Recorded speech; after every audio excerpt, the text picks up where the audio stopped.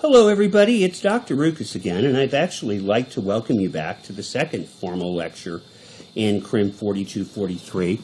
And what we're going to do is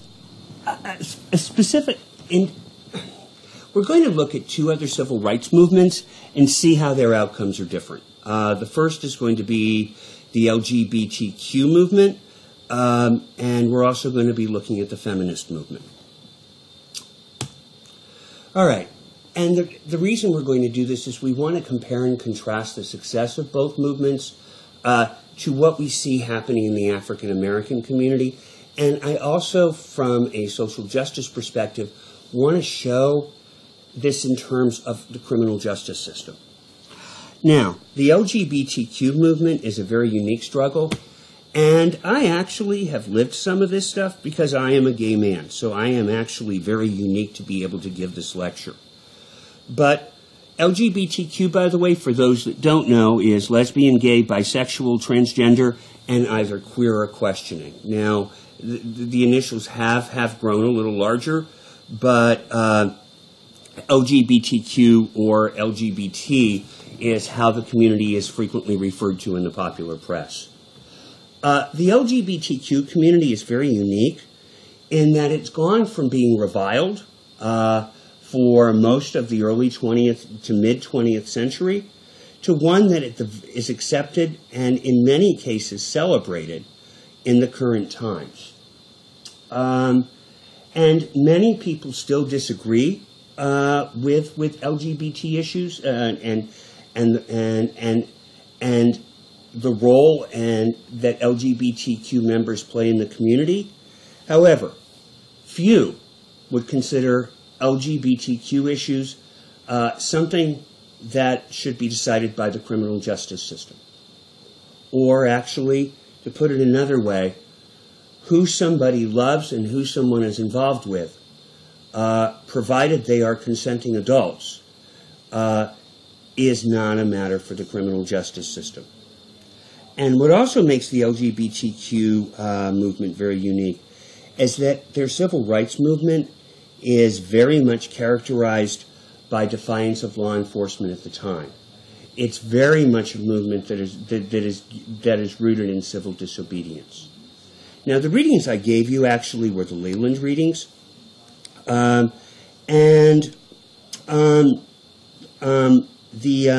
readings focused on the experiences of San Francisco, and there were two actually cities that gave birth to the movement and where the movement has probably gained a critical, well, many cities now it has a critical mass, but these were the communities where the critical mass first evolved, and that actually fueled what would become decades later a national movement. All right? So let's talk about San Francisco. And you actually see the same thing happening in New York because you have the same dynamics occurring that created LGBT communities in these two cities. San Francisco was the closest port to the Pacific Theater during World War II. It's the port that most ships would sail from when fighting in the Pacific. Now, actually, until recently, being a gay man in a branch of the military service is something that would get you kicked out. And would lead to a dishonorable discharge. In the environment of World War II, if somebody was discharged for homosexual activity, this was a big disgrace and embarrassment. And many people that were kicked out of branches of the service that were participating in the Pacific part of World War II were too shamed to go returning home. So what they did was they stayed in the city where the military dropped them off. And the two cities where the military dropped them off were San Francisco and New York. All right? So what we start seeing happening in San Francisco is we start seeing this small formation of gay men that are too afraid to go home, but need some place to go. And we see folks that at this time are a disgraced population starting to live together. All right, and there are a few neighborhoods in San Francisco where men congregated. An area, and I actually have lived in San Francisco, so I'm also familiar with the city. But one area is an area, North Beach, which is not which does not have a real significant population of the LGBT community at the current time, as well as an area around Polk Street, which is known as Polk Gulch. And that actually still does have a significant LGBT presence in it. But what these folks did is they created, once these neighborhoods started to exist and businesses started catering to them, we start to see it as a place where others seek refuge. So gradually, over the 40s, 50s, and 60s, we see more gay people coming to San Francisco, all right? And we start to see what starts as small pockets of gay individuals turning into their own neighborhoods that become a critical mass starts to form. Now, at the time, being gay was illegal. If I were out in the 50s and the 60s, I could be arrested and sent to jail for immoral activities. Actually, gay bars were frequently raided, and individuals were arrested for being in those bars, for being in environments that were conducive to homosexuals. Leyland talks about that in depth. As well as getting arrested, your name would be published in the paper. So people needed to keep their activities a secret. But then in San Francisco and in the 1960s, we see a whole anti-government gist that talks about love and freedom, and this is actually a response by American youth to what they perceive as an unfair war in Vietnam. And they actually form what is arguably one of the most powerful social movements this country has ever seen, to a point where governments start getting scared. We see military action, such as in Kent State, Ohio, where the American military comes onto college campuses and starts shooting protesters. In this anti-government environment, there becomes a niche for the LGBT community, and just as happenstance would have it, this environment, these folks also decided one of their primary bases was also the city of San Francisco. And the neighborhood where these groups were based was the Haight-Ashbury. Now, similar to what we actually see in Chicago, the Chicago that Wilson talks about, there are many communities in decline. The Castro happened to be a neighborhood that was located right next to the Haight-Ashbury, which is where the Summer of Love and the Spirit of Flower Power was based. And we start to see gay individuals starting to buy cheap houses that are in a declining neighborhood and starting to fix them up, such that the neighborhood becomes, well, I won't say the first, but alongside Greenwich Village, the two become the first gay meccas or gay tolerant environments in the United States. Now, while San Francisco many times kicking and screaming became a very tolerant environment, there was still a great deal of resistance. Harvey Milk, which many people compare to the gay Martin Luther King, came along and organized this group and brought it into the San Francisco governmental structure and pushed very hard for equal recognition of LGBTQ individuals within San Francisco. That said, we see as Harvey Milk starts to become successful, we see forces that are counter to that movement getting really upset and, to be honest, a little teed off, such that they elect a gentleman by the name of Dan White to city council, the same city council that Harvey Milk became the first openly gay elected individual. Due to his extreme dislike, I'll call it hate, of gay individuals, one day in the 1970s, Harvey Milk comes in with a gun and shoots both Harvey Milk, who was the gay assemblyman, as well as the mayor of San Francisco. At that time, it was a gentleman by the name of Art Agnos. Normally, you would think if you shoot a city councilman and you shoot the mayor, at the very least you end up in prison for a long time. In most cases, shooting two serving government officials is going to get you the electric chair, but not so with Dan White.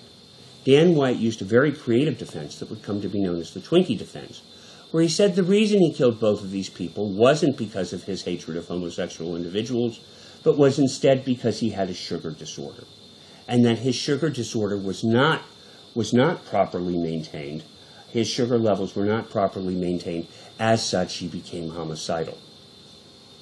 Now, any lawyer has the right to present any defense they want. But in Dan White's case, the thing actually worked.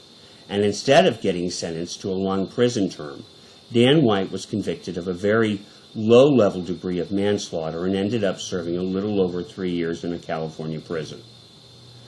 The response at that point by the gay community was a full-scale riot. When these results were announced, a movement began, and the night of the reading of Dan White's verdicts, there was a march that later became known and became very violent, that became known as the White Night Riots. You see a picture of these riots in your textbook. The gay community was just simply very, very, very upset that somebody had literally gotten away with murder simply because they shot a gay individual. Now, as differently than the African American rights civil movement, and the analogy I'm going to use right now is Black Lives Matter. I'm going to say is Black Lives Matter trying to accomplish the same thing. The city of San Francisco, because it had such a large gay community, and the members of this gay community had achieved at least middle-class status, many times upper middle-class status, decided to create the first civil rights reforms in the country that made discrimination against LGBTQ individuals illegal. Now, is what Black Lives Matter, is that a similar movement? I want you to read more about the White Night Riots in your readings, and this is something you're going to get to answer on a discussion that you'll be answering in an exercise later in this course. So, what happened after this big riot where the LGBTQ community starts to gain civil rights? We start to see the community become complacent. And for about 5 years, the community lives in relative peace, not doing much of anything. But then all of a sudden we see this new virus. And this virus is hitting the gay community and it's killing gay men. Nobody knows what's causing this virus, but we know gay men are dying. Initially, until more is known about the virus, it's something that's called GRID, which is gay-related immune deficiency. And at that time, the press was promoting this in a way that this was a disease carried by gay men that they were using to infect each other, and there was a large movement that it was God's way of responding to homosexuality, to eliminate gays from the population. As science started to evolve, we find that this is actually a disorder that creates cells that attack the body's immune system, and we see the name change to AIDS, the Acquired Immune Deficiency Syndrome, and the virus that causes AIDS being called HIV. In its early times, this affected mostly gay men, but gradually we see this virus starting to spread to the community at large, such that today HIV and AIDS are issues that don't just affect one community, it affects groups of all classes and races in the United States and around the world. However, in its initial stages, when this was viewed as a disease that impacted gay men,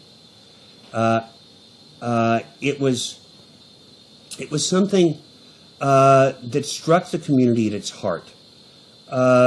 Basically, just imagine if you see your friends dying and you don't know why. And the press is saying that this is a disease that's caused because you're gay. And nobody wants anything to do with you because they're afraid if they associate with you, if you hug them, if you sweat, you'll get this terrible disease that's going to kill you. No one was there. So this movement that had formed the foundation of the gay civil rights movement in the 70s all of a sudden reignites itself. But it reignites itself not to start pushing for political power, although that actually becomes a part of it. But it reignites itself because somebody has to care for the ill and someone has to care for the dying. Now, eventually science would evolve, and we start to see miracle drugs. Drugs that are able to control this illness and make it, instead of being a deadly disease, instead make it to a chronic disease that can be controlled by medication. But even to this day, these medications are very, very expensive.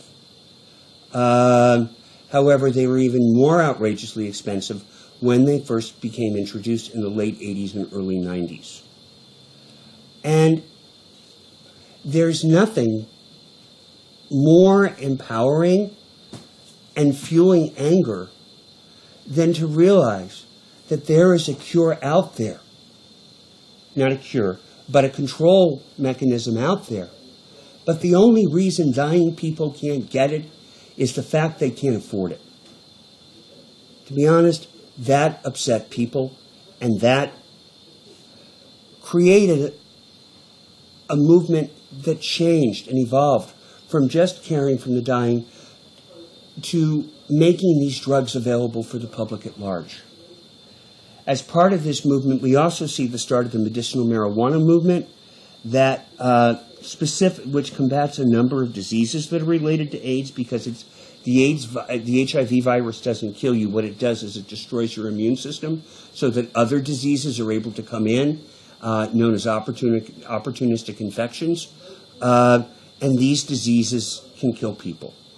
One of the biggest diseases that was affecting AIDS-infected individuals in the early years was something known as age wasting syndrome, whereby people were unable to eat.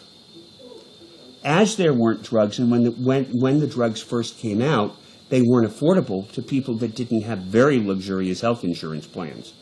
The gay community started to experiment. And one of the things they found that made it possible for people to eat was the use of marijuana.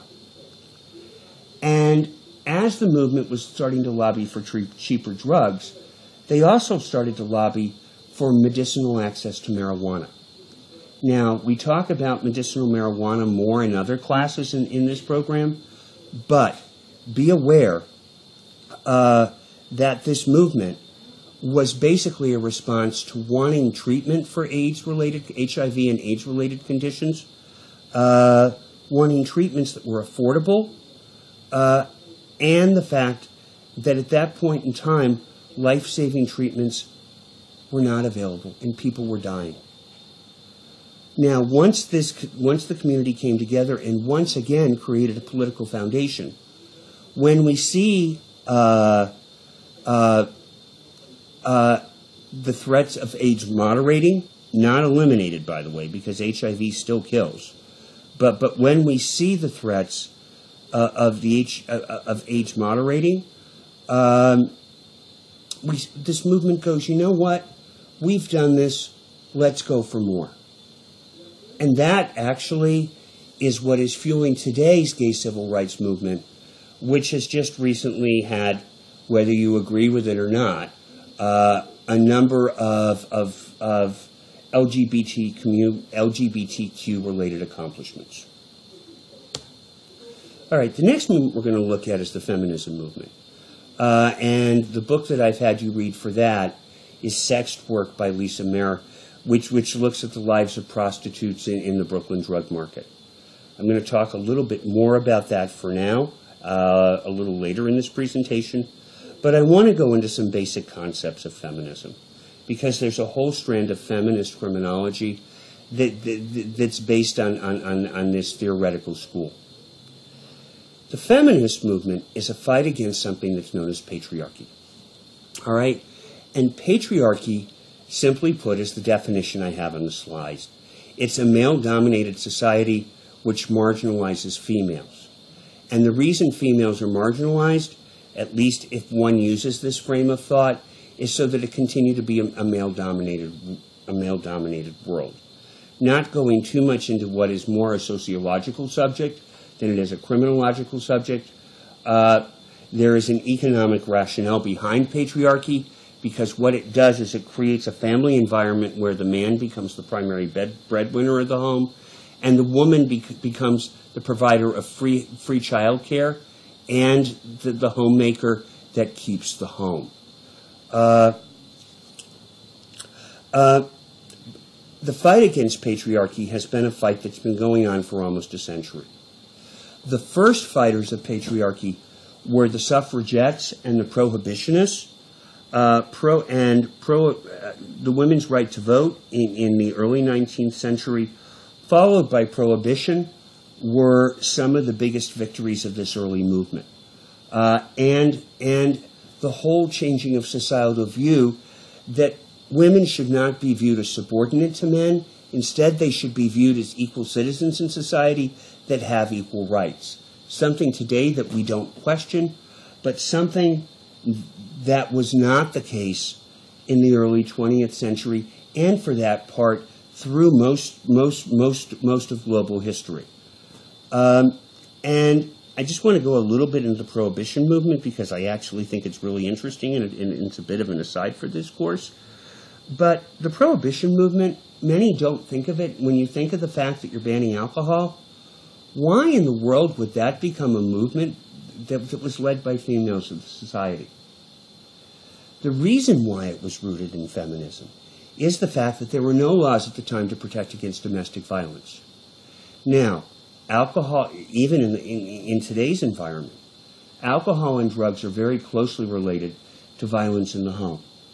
Men that are alcoholics are more likely to abuse their spouses. So the thought of this early movement was that if you could stop men from getting alcohol, you could stop women from getting hit in the home. Now there are legal protections against domestic violence, and women are no longer viewed as men's property if they're married. But this was the view of the time, actually backed up by the Supreme Court, which is really scary if you read some of those opinions. But this was actually, beyond gaining the ability to vote, one of the first successful expressions of women's rights. Now, there are two issues that we're going to primarily focus on in our discussion of Lisa Mayer and the prostitutes. And the first is the notion of pay. Is that women, first of all, today women do not earn the same amount as men, even if they do the same amount of work. Women earn approximately 87 cents for every dollar that a male earns when doing the same job. The second is the notion of a glass ceiling. And a glass ceiling is that women are allowed to advance in a particular organization, all right, that they're working for, but cannot advance beyond that point. Something that's known as the glass ceiling, because it's something right now that's invisible by law, but it's something that women can't get beyond. Now, feminist criminology also looks at the nature of unequal treatment in the criminal justice system.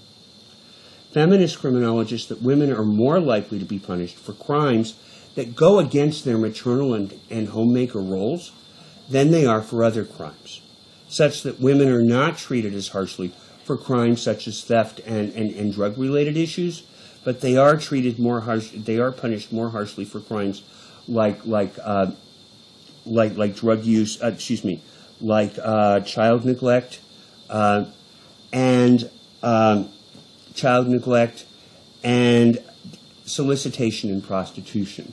Now, prostitution, which is what Mair's book focuses on exclusively, is very unique, and one of the arguments that Mair makes very clear, and what makes feminists very upset, is the fact that in a prostitution transaction, simply put, it takes two to tango. However, the person that normally gets arrested in prostitution is not the male that's purchasing sex, instead it's the female that's providing it. Feminists say this is blatantly unfair, and that if we're going to criminalize prostitution, we should also make more of an effort, even though there are laws on the books that say that males are criminalized as well. But we need to make more of an effort to make the male a criminal as we do the female. And that's normally not the case. Normally in a prostitution bust, a male will get a ticket, whereas a woman will end up having to go and serve a night in jail. With that, let's take a look at Mair. All right? Mair is what's known as ethnographic research, and Mair's research is very unique because she's able to actually talk to prostitutes. And what an ethnography does is you learn more about a subject by talking to the people that are involved of it. And it's a very vivid portrait of what life is on the street. As I'm sure you have read, if you're going to talk about prostitutes and you want to find out about prostitution, Mair believes you have to find out what prostitution does. So as you see in your textbook, there's very graphic explanations of sex transactions and what women do, as well as discussions of their drug use.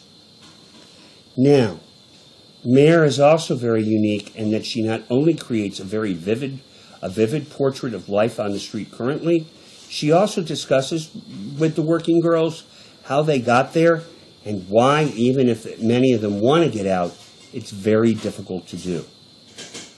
Now, why am I bringing this into a discussion of feminism? Really fair question. And that's why I call this slide, why in the world are you reading this? Well, first of all, it's a great look into the world of prostitution. It's very rarely that we look into prostitution by hearing opinions of prostitutes themselves. Mair gives us that. But the second is it shows that feminist issues even exist in criminal enterprises. Issues that feminists are concerned about are issues that even impact lowly prostitutes, okay? Or what many in society would consider to be lowly prostitutes. First, there's the amount of income that they earn. As you can see in this book, prostitution doesn't pay big normally. The amount that these women are getting for transactions are minimal, $10 to $20 for having sex with somebody. Not a lot. Now, she brings a racial issue in as well, in that many upper-class prostitutes, which are not part of this study, these are crack-addicted prostitutes in Brooklyn, but that many higher-class prostitutes that happen to be white earn significantly more money. So the whole notion of income disparity, and actually income disparity by race as well, is there. And that women do not make as much money debasing themselves. Now, men will likely debase themselves differently, but women do not make as much debasing themselves as a man would do. Secondly, interestingly, is we see that there's a glass ceiling in the drug market, and that women are very rarely able to advance beyond the level of street prostitute. And that those that run the drug trade and those that pimp prostitutes are by and large males. And finally, there is a big fear for safety, and that the criminal justice system does not treat these women fairly. You see many graphic illustrations of what is tremendous sexual and physical abuse, and we see very minimal enforcement. We see very little reaction by law enforcement to these, who just take these, as Mair would describe it, very atrocious activities for granted. So, how does this compare to the African Americans, the African American movement, and the criminal justice system? So first of all, we want to look at success of the civil rights movement, and I want to start by looking at African Americans.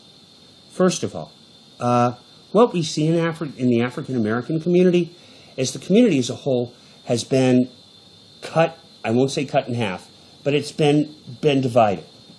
About a third of the African American community has enjoyed a significant amount of success and is now happily living a middle class or upper middle class lifestyle. However, many more are still trapped in poverty at the inner city, and they can't get out. All right? And here's where the criminal justice system comes in.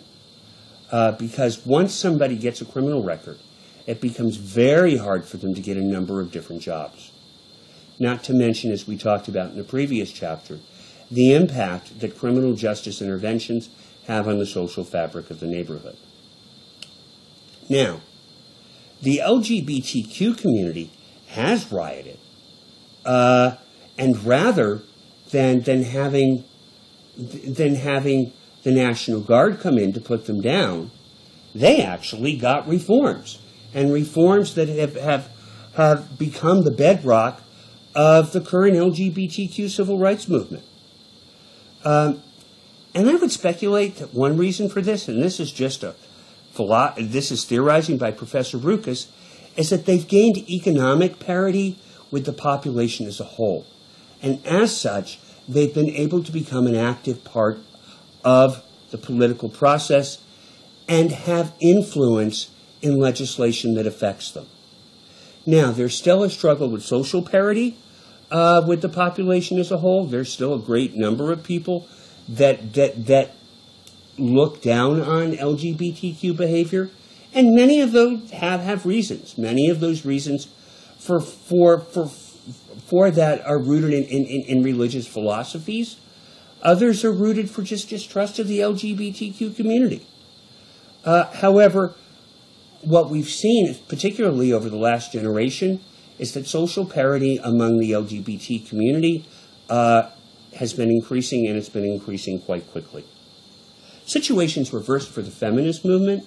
By and large, the feminist movement, women today do enjoy equal parity with men. However, the big issue there remains economic parity. So the role of the criminal justice system in all of this, and I want that something for you to think about, because all of this has involved the criminal justice system in some way. Now, feminists would argue that the criminal justice system plays a role because there's no law that criminalizes an employer for paying a woman 87 cents of what a man earns. And Mayer actually brings the criminal justice system in response to feminism to actually the forefront so that we can see responses. The LGBT community has gone, let me put it this way, as I mentioned in the lecture, I would be in jail right now if I told you I was gay. Today, that's not the case, and nobody believes that I should be sent to jail for that. But we also see reactions and reactions being dictated by the criminal justice system and the criminal justice system providing protections for the LGBT community and the feminist community that make people feel safe. Why is this not the case in African American communities? Rather than creating an atmosphere that provides protection, why is it instead breeding an atmosphere of distrust? It's a question I want you to think about and ponder as we think about these issues. Once again, thank you for listening to my lecture, and I hope you all have a great day. Take care. Bye.